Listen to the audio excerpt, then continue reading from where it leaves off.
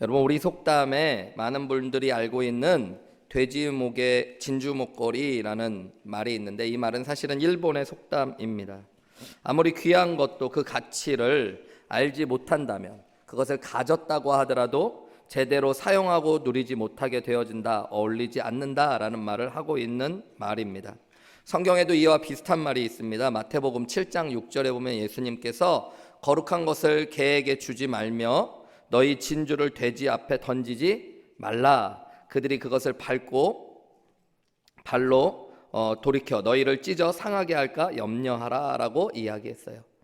물론 이 말씀은 본문의 대로 보면 예수님께서 복음에 대해서 깨닫지 못하는 자들, 함부로 대하는 사람들에게 전도하는 것들, 그들이 그것을 결국에는 믿는 자들을 핍박하게 할 것이라는 말씀으로 주셨지만, 겉으로 보면 우리가 귀한 것들을 주는 것도 중요하고 그것을 받는 것도 중요하지만 그것을 제대로 알고 누리고 이렇게 지켜가는 것이 중요하다라는 말씀입니다. 여러분, 하나님께서 우리에게 주신 것들, 그것을 깨닫는 것, 복으로 깨닫는 것도 참 귀하지만 그 복을 진정한 복으로 누려가는 것이 훨씬 더 중요해요. 지난주에 나누었던 느헤미야 6장에 보면 드디어 예루살렘 성벽이 완공되었습니다. 140년 동안 무너져 있던 예루살렘 성벽, 아무도 예상하지 못했던 일들이 일어났는데요. 느헤미야와 유다 사람들이 함께 힘을 합쳤을 때 52일 만에 예루살렘 성벽이 완공되었어요. 우리 지난주에 나누었던 느헤미야 6장 15절 말씀에 보면 성벽 역사가 52일 만인 엘르롤 25일에 끝남에, 이렇게 이야기하죠. 이 모든 역사가 끝났을 때 느헤미야는 이 사실을 이렇게 고백합니다. 16절에 우리의 모든 대적과 주위에 있는 이방 족속들이 이를 듣고 다 두려워하여 크게 낙담하였으니 그들이 우리 하나님께서 이 역사를 이루신 것을 알게 되었다. 느헤미야도 그리고 온 주변에 있는 사람들이 이 예루살렘 성벽이 지어진 것이 하나님의 축복이었구나, 하나님이 우리를 위해 하신 일이구나 라는 것들을 깨닫게 되었대요. 여러분, 이것을 깨닫는 건 은혜죠. 내가 열심히 수고했지만 내가 얻은 것들이 당연한 것이 아니라 하나님께서 주신 복이라는 것들을 알게 된 것, 이거 참 중요한 겁니다. 그런데 이 복이라는 걸 깨달았을 때, 예루살렘 성벽이 하나님의 은혜 가운데 느헤미야와 유다 사람들에게 주어졌을 때, 여러분, 느헤미야는 단지 그것을 즐긴 것이 아니라 오늘 느헤미야 7장 말씀에 보면 이 하나님께서 주신 복을 진정한 축복으로 바꾸어 가기 위해 어떤 믿음의 행동들을 합니다. 오늘 이것들을 살펴보면서요, 내게 주신 하나님의 복을 깨달았을 때 내가 그것을 진정한 축복으로 바꾸기 위해 어떤 일들을 해나가야 되는지 함께 말씀을 통해 좀 살펴보기 원합니다. 오늘 주보에 나눈 설교의 제목은 하나님께서 주신 복을 진정한 축복으로라고 이렇게 했는데요, 사실은 저녁 늦게까지 고민을 했어요. 내게 주신 복을 깨달았을 때 이렇게 할까, 아니면은 하나님께서 내게 주신 복을 진정한 축복으로 바꾸어가는 것들로 할까 하다가 결국에는 하나님이 주신 복을 진정한 축복으로 바꾸어 가려면 이런 식으로 말씀의 제목을 정했는데요, 사실 이 모든 것이 중요합니다. 내게 주신 하나님의 복을 깨달았을 때에 그것을 진정한 축복으로 바꾸어 가기 위해 우리가 무엇을 해야 될지 오늘 본문의 말씀을 통해서 함께 은혜를 나누어 가기 원합니다. 여러분, 첫 번째로 하나님이 내게 주신 복을 깨달았을 때 그 복이 진짜 축복이 되기 위해서 그 축복을 잘 지켜나가셔야 됩니다. 오늘 본문 1절 말씀에 보면 7장 1절에 성벽이 건축됨에 느헤미야가 문짝을 단 뒤에 첫 번째로 한 일이 뭐냐면 문지기를 세웠다라고 이야기하고 있어요. 그리고요, 2절에 보면 예루살렘을 다스릴 관원들을 세운 다음에 3절에 이런 지침을 줍니다. 내가 그들에게 이르기를 해가 높이 뜨기 전에는 예루살렘 성문을 열지 말고 아직 파수할 때에, 성문을 지킬 때에 문을 닫고 빗장을 지르고 또 예루살렘 주민이 각각 자기가 지키는 곳에서 파수하고 자기 집 맞은편을 지키게 하래요. 여기 계속 반복적으로 나오는 게 여러분, 파수하고 지키라는 말입니다. 성벽을 완공한 뒤에 너무 당연한 얘기 같지만 그 성벽을 잘 지키고 파수하는 일이 중요하다라는 것들을 알았어요. 그래서 문지기를 세우고 성문을 지키면서 예루살렘 성을 더욱더 지켜나가는 일을 느헤미야가 해 나갔습니다. 표준세 번역으로 3절 말씀을 보면요, 이렇게 되어 있어요. 나는 그들에게 알렸다, 일렀다. 해가 떠서 환해지기 전에는 예루살렘 성문들을 열지 말고 해가 아직 높이 있을 때 성문들을 닫고 빗장을 지르도록 하시오. 예루살렘 성 사람들은 경비를 세우시오. 일부는 지정된 초소에서, 일부는 자기들의 집 가까이에서 경비를 서게 하십시오. 더욱더 느헤미야는 예루살렘 성을 지키게 했어요. 왜 그랬을까요? 성벽이 완공된 것도 중요하지만 그 성을 잘 지켜나가지 않으면 하나님께서 주신 축복이 아무 의미 없다라는 것들을 그가 알았기 때문입니다. 실제로 세계 7대 불가사의 중에 하나인 중국의 만리장성은요, 흉노족과 몽골족과 같은 북방 이우몽민족의 침략을 막기 위해 중국의 여러 왕조에 걸쳐 공사가 진행된 세계 최대의 건축물입니다. 그런데 실제로 이 만리장성이 너무너무 크고 높고 길게 잘 세워졌음에도 불구하고요, 북방 이방 민족의 침입을 잘 막지 못했습니다. 그 이유는 문지기들이 대규모의 침략이 올 때마다 뇌물을 받고 문을 열어주었기 때문입니다. 성문을 지은 것만큼 중요한 것은 그것을 지켜나가는 것이라는 것들을 느헤미야가 오늘 이야기해주고 있는 거예요. 여러분, 우리의 인생에서 하나님께서 주신 은혜를 깨닫는 것 참 중요한 겁니다. 우리 가정을 보면서 내 배우자, 남편과 아내, 아이들을 보면서 하나님께서 내게 주신 선물과 같은 복이구나라는 걸 아는 건 믿음의 은혜를 경험하는 겁니다. 교회에 앉아 있으면서도 이렇게 함께 교우들과 예배할 수 있는 것, 귀한 교회를 주신 것, 감사할 수 있는 것, 그거 은혜입니다. 내가 오늘 하루를 살아가며 하루를 살 수 있는 힘을 주시고 건강을 주신 은혜를 깨닫는 것, 그거 감사한 겁니다. 그런데 내가 그런 은혜를 깨달았을 때 여러분 해야 될 일이 있어요. 그게 뭐냐면 그것을 잘 지켜가려고 노력하셔야 돼요. 우리 코로나의 시간 가운데 많은 한국교회 성도님들이 부른 찬양이 있죠. 내가 누려왔던 모든 것들이, 내가 지나왔던 모든 시간이. 가사가 길어서 다 읽으려면 목이 아프니까 차라리 찬양을 한번 같이 할까요?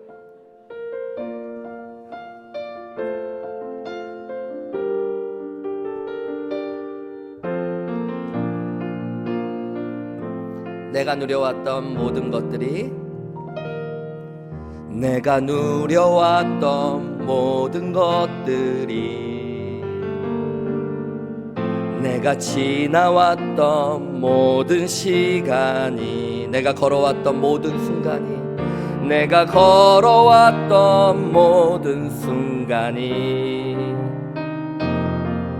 당연한 것 아니라 은혜였소. 아침 해가 뜨고 저녁에 노을, 아침 해가 뜨고 저녁에 노을,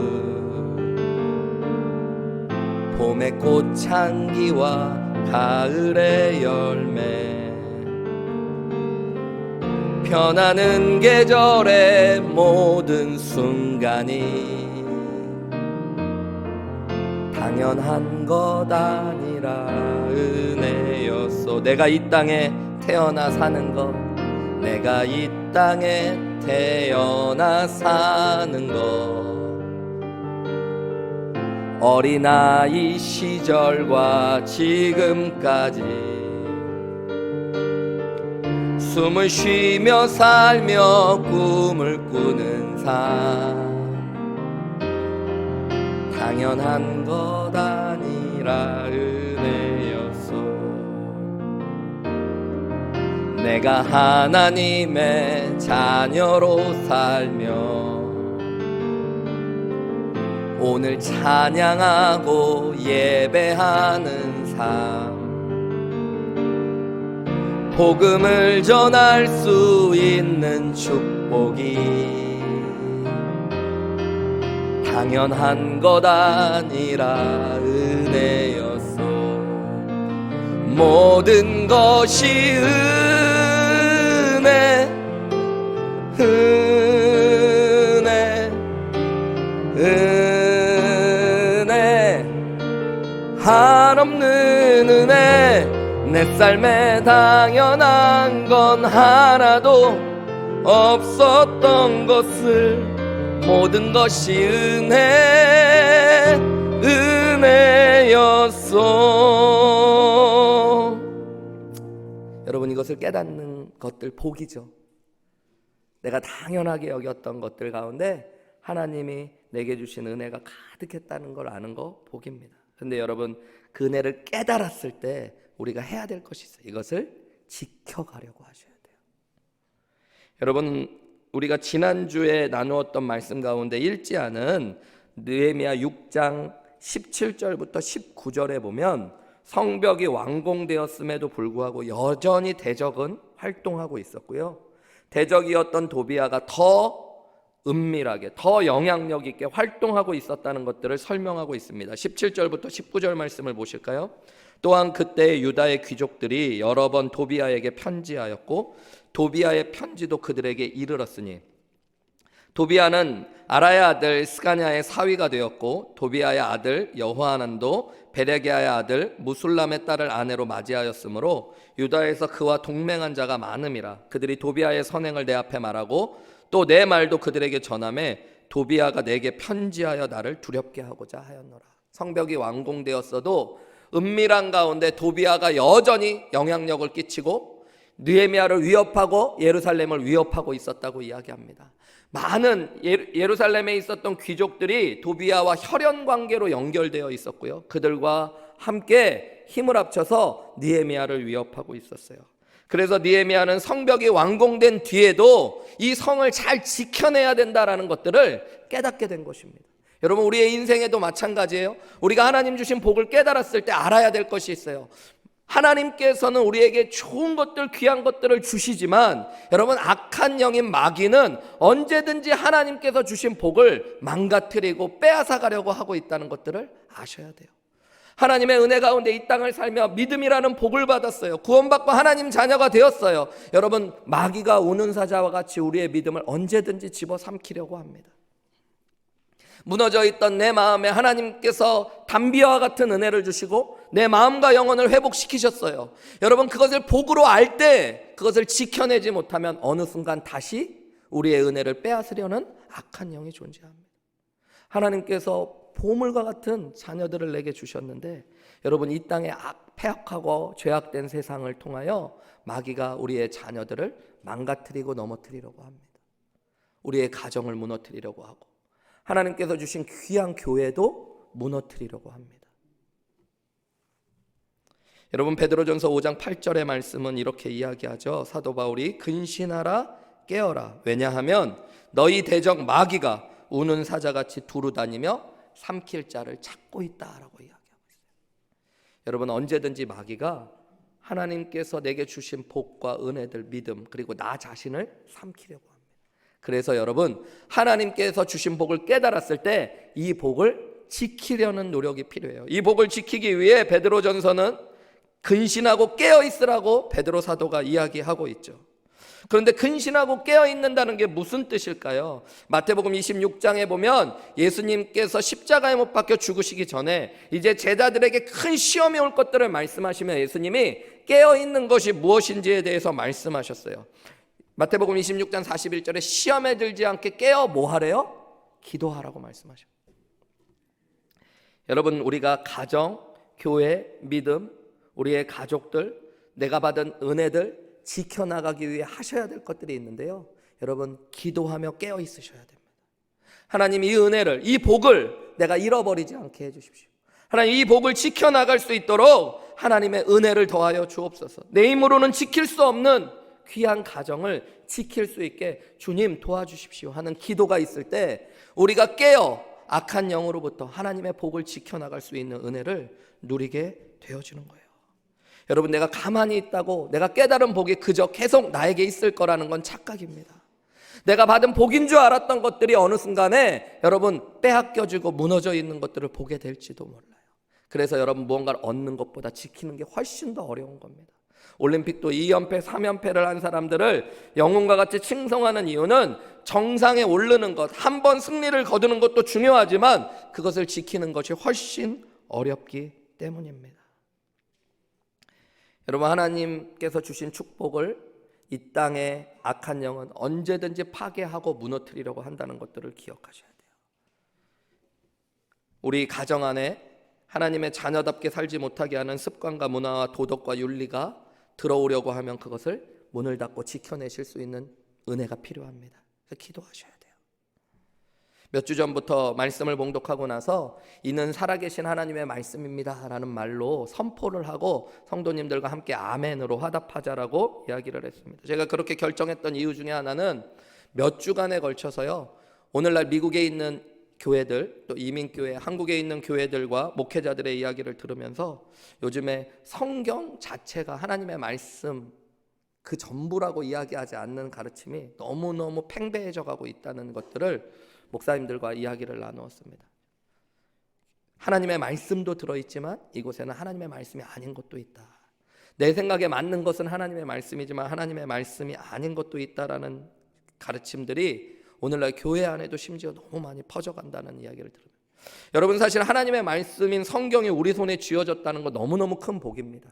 기독교 역사에서 보면 하나님을 믿었던 사람들이 직접 성경을 읽고 하나님의 말씀을 알아갈 수 있었던 시대는 불과 얼마 되지 않아요. 여러분, 성직자들조차도 말씀을 잘 읽지 못했던 시대들이 길게 존재했습니다. 우리의 믿음의 선조들 가운데 하나님의 사명을 받았던 사람들이 성경을 번역하고 성경을 우리 손에 들려주기 위해 목숨을 걸었어요. 여러분, 이것이 얼마나 큰 복인지 몰라요. 그런데 이 복을 우리가 지켜나가지 못하고 있는 거예요.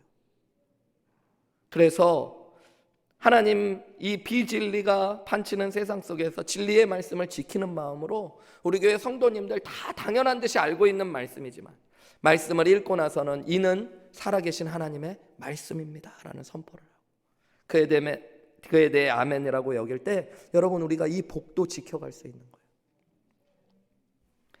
내가 받은 은혜가 있다면 여러분, 그 은혜가 복이라고 느껴질 때 그것을 지키려고 노력하셔야 돼요. 예배 때 은혜를 받았으면 그것을 지키려고 노력하셔야 됩니다. 예수님께서 말씀을 듣고 은혜 받는 것들에 대해서 씨 뿌리는 자의 비유로 말씀하셨죠. 농사를 지을 때 당시에는 농사의 법이 씨를 그냥 흩어 뿌리면 그 중에서 싹이 나게 하는 것들이었는데, 농부가 씨를 뿌렸을 때 어떤 씨앗은 길가에, 어떤 씨앗은 가시덤불에, 어떤 씨앗은 돌짝밭에, 어떤 씨앗은 옥토밭에 뿌려졌다는 비유를 얘기하시면서 예수님이 씨는 말씀이고 여러 가지의 땅들은 사람의 마음들을 이야기한다고 그랬어요. 그 중에 길가에 뿌려진 씨에 대해서 말씀하실 때 씨가 말씀 안에 들어오지 못하니까 여러분, 곧 새들이 와서 그 말씀을 다 먹어버렸다고 말씀하셨어요. 해석에 대해서 말씀하실 때 우리가 그 말씀을 마음 안에 간직하고 지켜내지 못하면 우리가 들은 말씀은 악한 영이 언제든지 다 빼앗아 가는 거예요. 여러분, 그래서 내가 받은 은혜도 복이라고 깨달아진다면 그것을 지켜내실 수 있어요. 지난주에 우리 교회 한 성도님이 말씀을 듣고요, 교회로 연락을 하셨다고 그러시더라고요. 부부가 연락을 하셔서 목사님, 혹시 우리 교회에 주보 접는 일을 하는 분이 계십니까?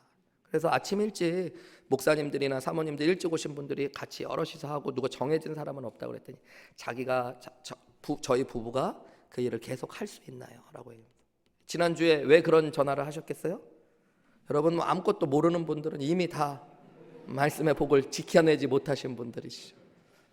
지난주에 권사님 한 분이 주보 접는 일을 정말로 목숨 걸고 했다라는 말씀을 듣고 그분이 그 은혜를 지키고 싶었던 거예요. 그래서 그냥 말씀을 흘려보내는 것이 아니라 결단하시고 오셨어요. 오늘 7시 전에 오셔서요, 두 분이 40분 넘게 주보를 접으셨어요. 여러분, 내가 받은 은혜를 지켜가는 것도 중요한 겁니다. 제가 얼마 전에 되게 나름 감동받은 책 제목이 있는데, 요즘에 기독교 책 제목 중에 뭐 나는 교회 가기 싫다 막 이런 거 보면 전 마음이 아프거든요. 막 나는 막 교회 안 나가는 가난한 성도다 막 이런 책이 제목으로 나오니까 이런 거 성도님들이 읽으면 좋은 영향이 될까 막 이런 고민하는데, 얼마 전에 제 마음에 딱 드는 책 제목을 하나 봤는데요, 우리 목사님은 내가 지킨다. 네. 여러분, 그런 책 제목 모르시나요? 여러분, 그런 것들 좀 보시고 좀 은혜 좀 받으시기 바랍니다. 미국의 이민교회를 섬겼던 어떤 성도님이 지은 책인데, 보니까 교회마다 목사님들이 무너져가고 성도님들과 여러 가지 어려움 속에서 목사님들이 쫓겨나고 막 이런 것들을 보면서 깨달은 것들, 교회에 하나님께서 주신 복과 같은 목사님을 내가 지켜야겠다. 우리 목사님은 다른 사람이 아니라 내가 지켜야겠다. 그런 마음으로 이야기하는 거예요. 여러분, 하나님께서 주신 복을 지켜가는 것 너무너무 중요한 것입니다. 저와 여러분이 하나님의 은혜를 깨달았을 때 이 복을 기도 가운데 깨어 지켜가기로 결단하실 수 있는 은혜가 있으시기를 주님의 이름으로 축복합니다.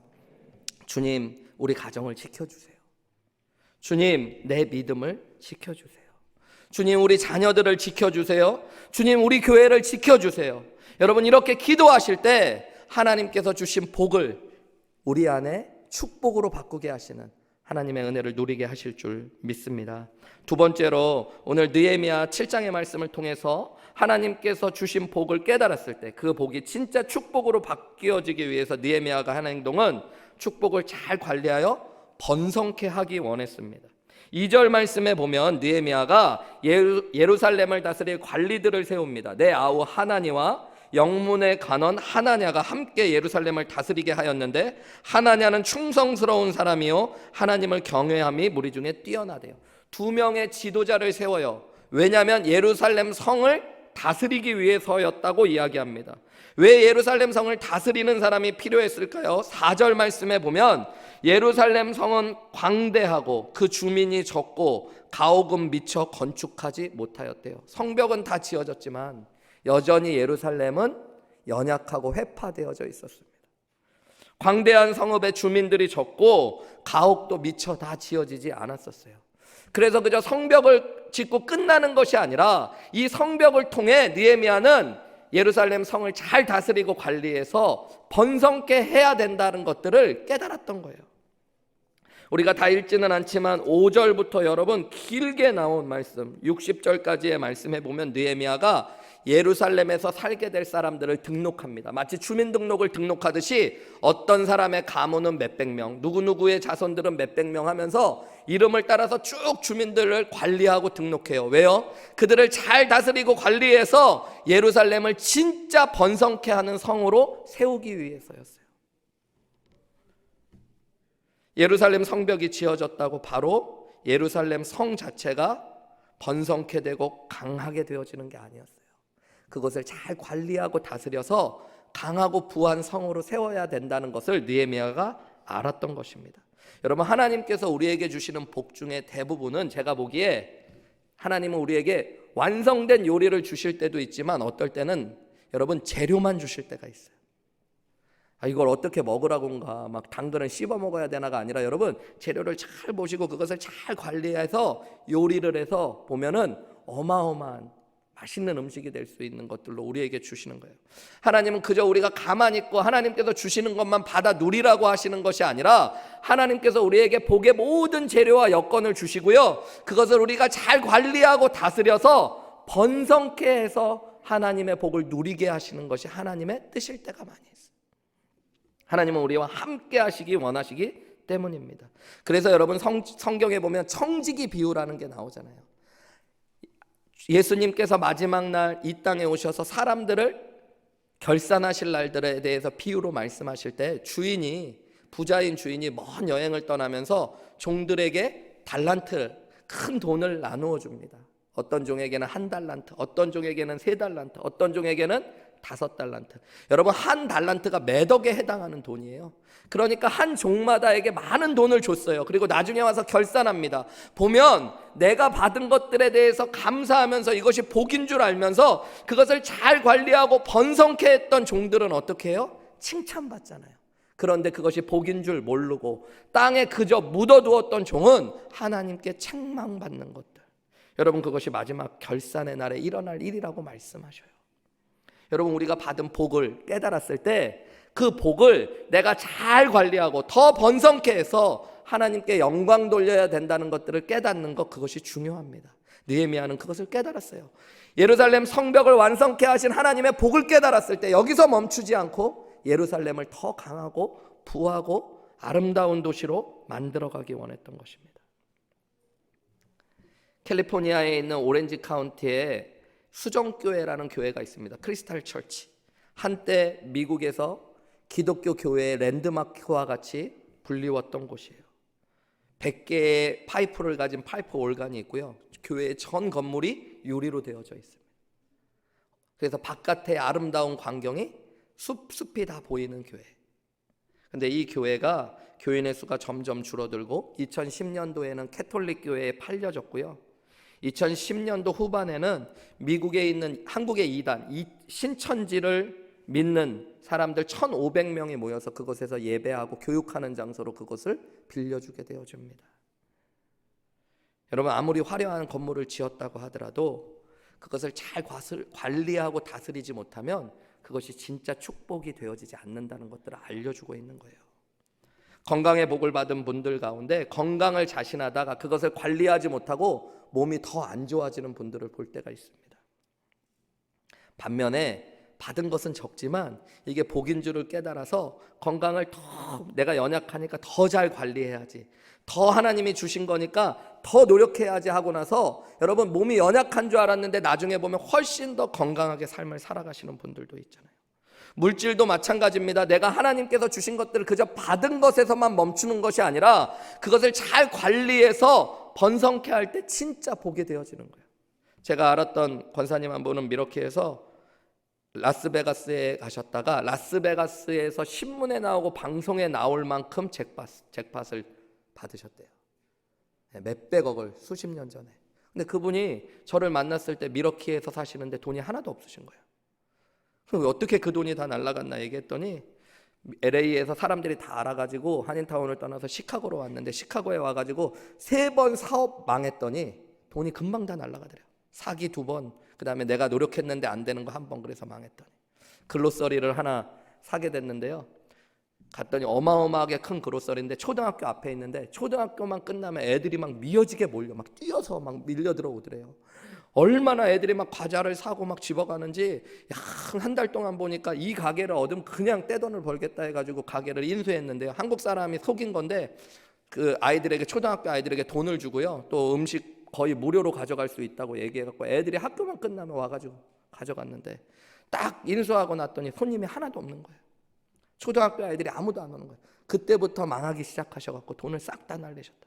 얼마 만에 날려니까 채 5년도 가지 않았대요. 여러분, 내가 무언가를 잘 받은 것도 중요하지만 그것을 지키고 관리하는 것이 얼마나 중요한지.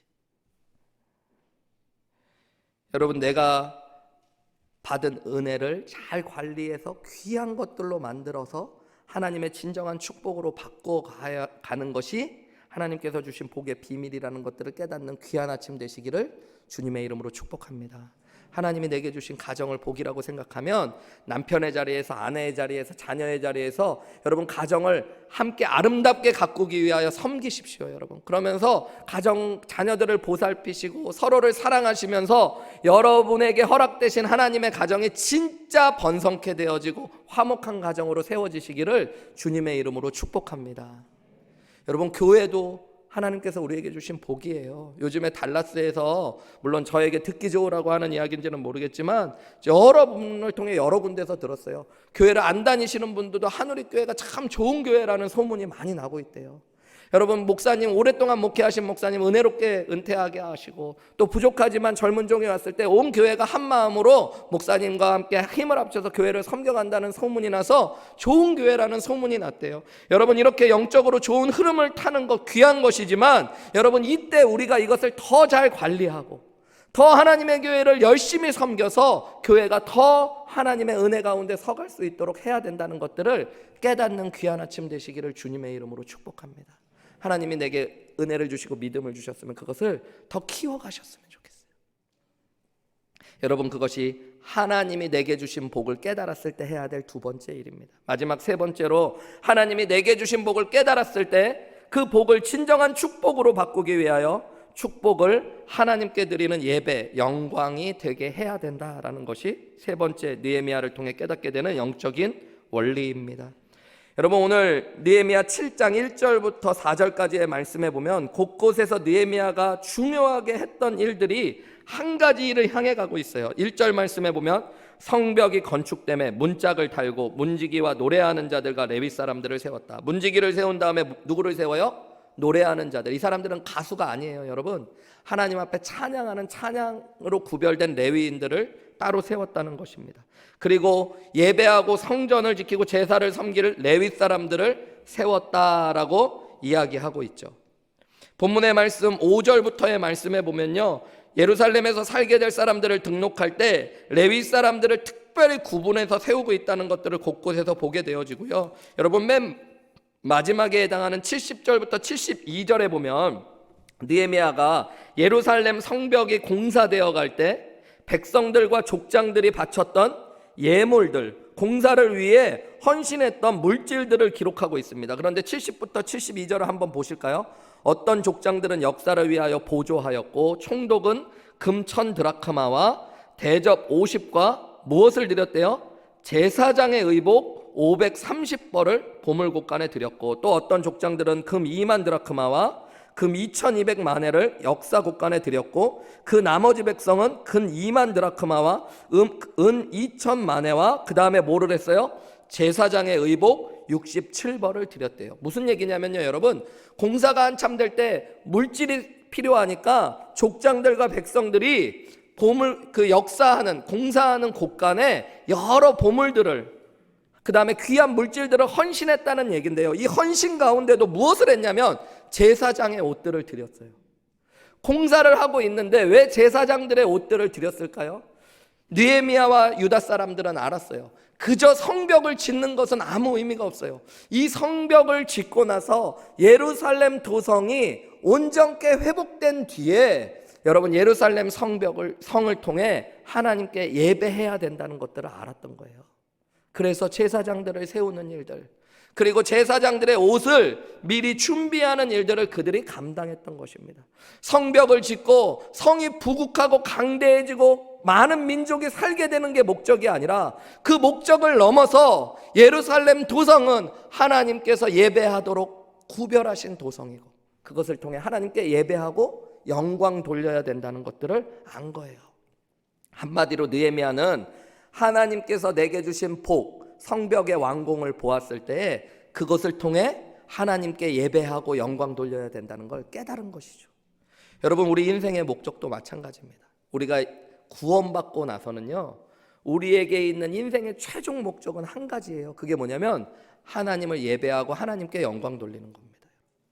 이사야서 43장 21절은 이렇게 이야기하죠. 이 백성은 내가 나를 위하여 지었나니 나의 찬송을 부르게 하려 함이라. 하나님이 우리를 구원하시고 창조하신 목적이 무엇이에요? 하나님을 찬송하고 예배하도록. 그래서 고린도전서 10장 31절에서 사도 바울은 이렇게 이야기합니다. 그런즉 너희가 구원받은 너희 고린도 교회 교인들은 먹든지 마시든지 무엇을 하든지 다 하나님의 영광을 위해서 하래요. 여러분, 우리가 천국에 가서도 하게 될 일들이 있다면 그것은 예배입니다. 예배. 성경에서 가르쳐주는 것들, 여러분, 성경에서 이야기하는 천국의 모습 가운데 믿는 자들이 하게 될 일이 뭐냐면 예배예요. 예배. 그래서 여러분, 천국을 누리는 것이 바로 이 예배이고 우리 인생의 목적이 바로 예배입니다. 예배가 즐거우시지 않은 분들은 여러분, 천국 갈 것에 대해서 깊이 생각해 보시기를 주님의 이름으로 부탁드립니다. 여러분, 그곳에서는 예배만 할지도 몰라요. 그러니까 내가 예배하는 게 너무너무 즐겁지 않은 분은 좀 깊이 생각해 보셔야 돼요. 천국 가는 게 맞는지. 그래도 같이 가시기를 주님의 이름으로 부탁드립니다. 여러분, 우리의 인생의 궁극의 목적이 하나님께 영광 예배 돌리는 데, 예배하는 데 있어요. 지난주에 하나님께 우리가 받은 사명이 있다고 그랬죠. 제자 삼고, 그래서 예수님 모르는 사람들을 예수님 믿게 하고 믿음을 자라게 하고 그들을 사명자로 세워가는 게 교회와 그리스도인들에게 주어진 사명인데요, 여러분, 이 모든 사명의 목적도 사실은 예배와 하나님께 영광 돌리는 데 있습니다. 왜 우리가 믿지 않는 사람들을 전도할까요? 교회 빈자리 채우려고가 아니라 여러분, 그들이 하나님의 자녀되어 하나님을 예배하지 않는 자들이 하나님을 예배하기 위해서입니다. 여러분, 우리가 왜 전도하고 선교할까요? 하나님을 예배하지 않는 지역의 민족 가운데 하나님을 예배하는 일들이 필요하기 때문인 것입니다. 우리가 왜 열심히 오늘 이 자리에서도 예배할까요? 하나님께 받은 구원을 영광으로 올려드리는 것이 우리의 삶의 목적이기 때문인 것입니다. 여러분, 예배는 내가 은혜 받기 위한 수단이 아니라 하나님께 내가 올려야 될 내 인생의 궁극적인 목적이라는 것들을 깨달으셔야 돼요. 그래서 내가 받은 복을 깨달았을 때 이 복을 통해 하나님께 예배와 영광 돌리기로 결심하셔야 됩니다. 여러분, 그것이 복을 깨달은 사람이 나아가야 될 믿음의 길이에요. 내가 받은 것을 알면서도 하나님께 영광 돌리지 못하고 예배하지 못하는 게 어리석은 인생입니다, 여러분. 여러분, 사람 가운데 보면 내가 노력해서 얻은 게 아니라 누가 봐도 분명히 하나님께로부터 받은 것들을 누리고 있는 사람들이 있어요. 그런데 그것을 하나님께 예배와 영광으로 올려드리지 못하면 여러분, 그것은 어리석을 뿐만 아니라 죄악과 같은 것입니다. 여러분, 사람들 가운데 머리가 특별히 좋은 사람들이 있습니다. 여러분 잘 모르시나요? 여러분, 진짜 머리가 좋은 분들이 있어요. 공부하는 머리가 따로 있습니다, 여러분. 여러분 다들 왜 이렇게 놀라셔요? 그거 모르고 그동안에 그냥 열심히만 하셨어요? 여러분, 책을 보면 그냥 이해가 되고 그냥 한 번만 봐도 암기가 되는 분들이 계세요. 예. 그게 아닌 분들은 여러분 그 머리를 안 갖고 태어나신 거예요. 그러니까 여러분, 자녀들한테도 왜 노력하면 안 돼? 다 되지. 여러분, 노력하면 조금은 발전하는데 다 되는 건 절대 아니에요, 여러분. 1등 할 수 있어, 뭐 그런 얘기 하지 마세요. 본인이 1등을 안 해봤는데. 내 머리와 비슷하게 내 자녀는 머리를 갖고 태어납니다, 여러분. 놀라셨죠? 우리 교회 한 성도님 한 분이 그러시더라고요. 지금 딸이 되게 잘 커가지고 의사도 하고 그러는데 이 딸이 어느 날 한 번은 그런 얘기 하더래요. 아빠는 어렸을 때 왜 한 번도 한국 부모님들처럼 하버드대 가라, 예일대학 가라, 1등 해라 그런 얘기를 한 번도 안 했어. 아빠는 진짜 그런 얘기 한 번도 안 했어. 그렇게 이야기하더래요. 근데 이분이 저한테 그런 얘기 하시는 거예요. 제가 그때 딸한테 뭐라고 그랬는지 아세요? 야, 사람이 양심이라는 게 있어야지. 그러면서 나는 내 머리를 아는데 내 머리는 하버드대, 예일대 뭐 이런 데 갈 머리가 진짜 아니다. 그런데 너는 내 뱃속에서 나왔잖니. 이렇게 얘기하시더래요. 했대요. 그러면서 사람이 양심이 있어야지. 내 머리가 그렇지 않은데 내 뱃속에서 나온 자녀한테 자꾸 하버드 대학 가라는 게 말이 되냐. 근데 제가 그 말이 너무너무 지혜로운 말 같더라고요. 네.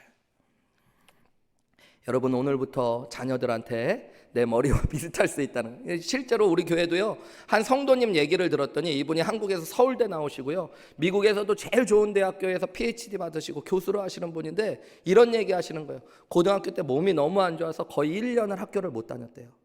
선생님이 그래서 1년 그냥 유급하고 쉬라고 그랬는데 그냥 계속 다니겠다고 그랬는데 졸업할 때 1등하고 서울대 갔대요. 여기 계신 분들 중에 남들보다 고등학교 3년 열심히 다니고 재수도 하고 삼수도 했는데 서울대 못 간 분들 계시잖아요. 왜 그런지 이제 아시겠죠, 여러분? 타고난 머리가 좀 있다는 겁니다. 그런데 문제는 뭐냐면요, 이렇게 내가 받은 것들은 내 노력으로 얻은 게 아닌데 그것을 내 자랑으로만 사는 사람이 있어요. 나 머리가 이렇게 좋다. 그리고 그것을 나를 위해서만 사용하는 사람, 여러분 불쌍한 사람인 거예요. 내가 받은 복을 깨달았을 때 그건 내게 아니라 하나님이 주신 거라면 여러분, 하나님께 영광 돌리기 위해 사용하셔야 되고 예배의 도구로 그것을 드리실 수 있어야 됩니다. 얼굴도 여러분 진짜 다르게 타고난 사람들이 있습니다. 여러분은 모르시겠지만 여러분 진짜 예쁘고 잘생긴 분들은요, 저도 이제 목회자 하면서 어린애들 이렇게 축복하러 가는데 날 때부터 예쁜 애들이 있더라고요. 보통은 여러분 날 때는 다 안 예쁘거든요. 근데 날 때부터 눈이요 똘망똘망하고 코가 오똑한 아이들이 있어요. 그런 아이들은 커가면서도 다르게 자라가는 아이들이 있다. 저희 목사님 목회자들 중에도요, 제 친구 중에 키가 180 가까이 되고 얼굴이 영화배우처럼 생긴 친구가 하나 있습니다. 근데 그 친구는 여러분 그냥 얼굴로 살아가더라고요. 뭐 똑같이 우리가 같은 조를 하고 발표를 해도요, 제가 말을 열심히 하고 잘해도 점수가 잘 안 나오는데 그 친구가 발표만 하면 교수님이 점수를 더 줘요. 저희가 고민하면서 왜 그런가 봤더니 가만히 생각해 봤더니 그 친구가 얘기하면 없는 것도 있어 보이더라고요, 여러분. 그 친구는 전도사 때요, 여러분 앞에서 찬양 인도를 하면요, 여고생들이 좀 큰 교회에서 사역했는데 30명 정도가 항상 더 와요. 그래서 목사님이 우리 교회 떠나지 말고 계속 사역하라고요. 교회를 개척했는데도요, 젊은 청년들이 얼마나 모여드는지 지금도 한국에서 개척해서 목회를 잘하고 있는 친구가 있습니다.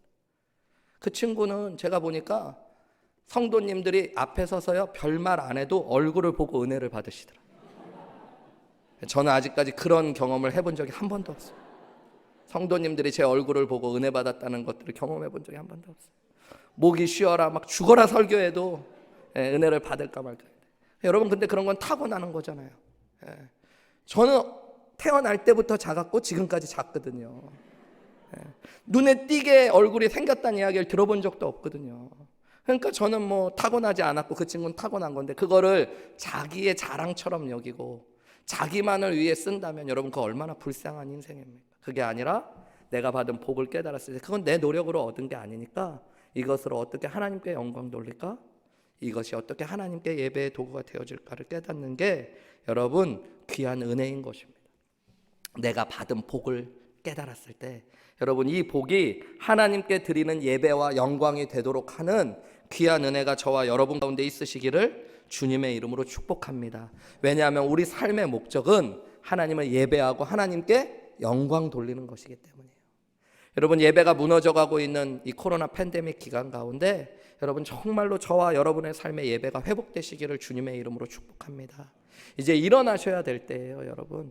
주일의 예배를 이제 다시 세워가시기 시작했다면 예전에는 일주일에 한 번은 새벽기도 나왔는데 금요 예배는 그래도 될 수 있으면 나오려고 했는데 가정에서 함께 예배했었는데 그런 것들이 있다면 여러분 예배를 세워가시고 회복하시기를 주님의 이름으로 축복합니다. 우리의 가정의 중심이 목적이 예배 가운데 있는 것들을 깨달아야 돼요.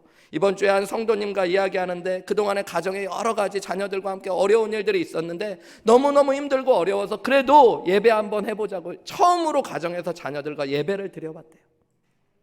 5분만 10분만이라도 드려보려고 했던 예배가 1시간 가까이 되는데 너무너무 행복하고 하나님 주시는 큰 은혜를 경험했다고 이야기하시더라고요. 여러분 예배가 하나님께서 주시는 진정한 복 중의 복인 것입니다.